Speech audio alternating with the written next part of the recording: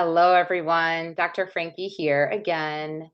I'm happy to be here with you all today, and I'm here every Thursday. I try to be pretty consistent and want to encourage you to subscribe to my channel. I just reached about 10,000 subscribers, so I'd love to keep that building. And if you're interested in learning more about the different programs that I offer, please visit my websites. It's drfrankie.com. It's littlegaybook.com and littleblackbookmatchmaking.com. And if you want to follow me on social media, I have an Instagram and TikTok, and both of those are Dr. Frankie Bashan. So DrFrankie Bashan, Bashan. All right, enough of that. Let's jump into today's content. Supporting your partner with a difficult family. Geez, I know lots of us deal with difficult family members. So hopefully you all find this helpful. Like it or not, both you and your partner bring your families into any long-term or serious relationship. Meeting the parents, seeing family on holidays, and navigating relationships with in-laws can be really challenging, even in the happiest of families. It's even harder when your partner's family is a toxic one. And I certainly have had my experience with that myself. Or a family they have a complicated relationship with. Relationship with family is the longest and most permanent relationship most of us have. While your partner could leave a bad job or drop a toxic friend, it's more complicated with family. How do you support them through this difficult part of their life while also dealing with the toll this can take on your relationship? I have some suggestions for you. Listen first and follow their lead. It can be difficult to balance active listening with offering solutions when anyone is going through hard times. It's especially challenging with your partner, whose problems often impact you as well.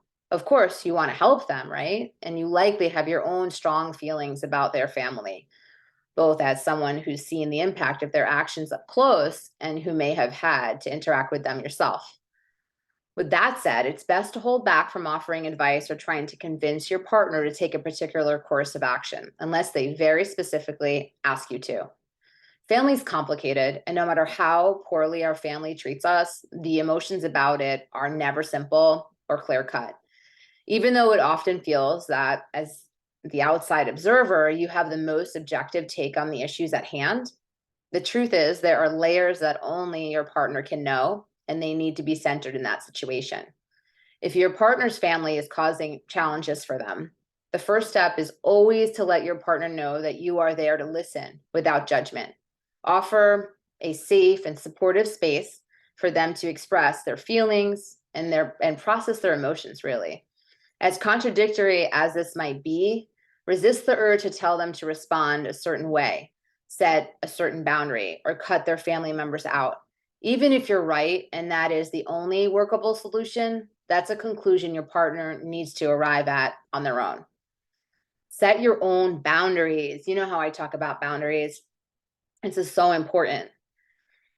With that said, when I say set your own boundaries, that doesn't mean that you should or even can be a completely passive observer in the situation with your partner and their family, or that you need to support their decision wholeheartedly, right?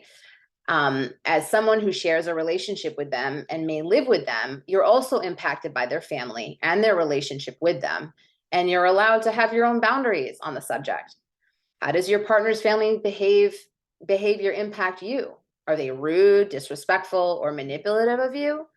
If you're in a same-sex relationship or the queer or trans partner of a straight or cis person, your partner's family's views on LGBT people may be harmful to you.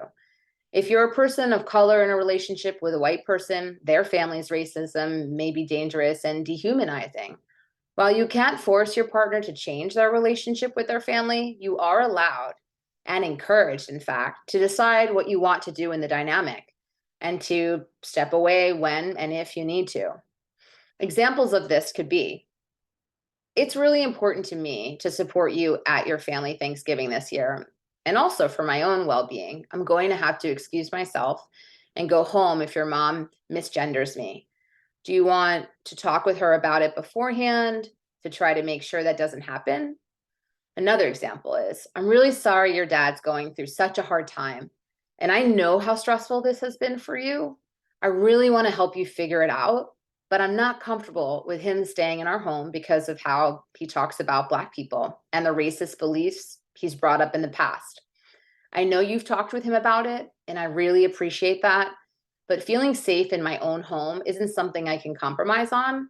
Can you brainstorm other solutions for you to help him through this tough period? Stay focused on your relationship and not fixing their family. The unfortunate fact of the matter is you're unlikely to be able to really impact your partner's family's bad behavior. These are dynamics that take years of concerted work and good faith effort from both sides, which is a rare thing to make even small shifts in. Although it might feel like it would be a huge victory to see your mother-in-law call your partner by the correct name at a family gathering, or for your partner's family to finally apologize to them, focusing on these outcomes can put you both on an endless hamster wheel of trying to control others' behaviors with little to no results. Instead, focus on what you can impact: your own relationship. As we talked about a second ago, your partner's difficult family can put a strain on you and your relationship dynamic.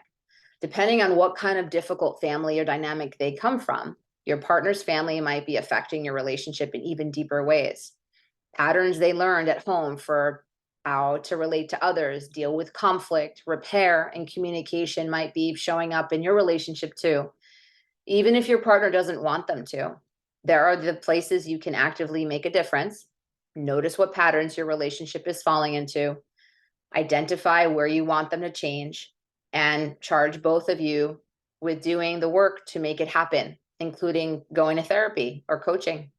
And even if it isn't the intended effect, having the power to transform toxic dynamics in their own relationship may be the most powerful motivator for your partner to change how they show up in their own family dynamic. Hope you found this helpful, and I will see you all next week. Big hugs. Take care.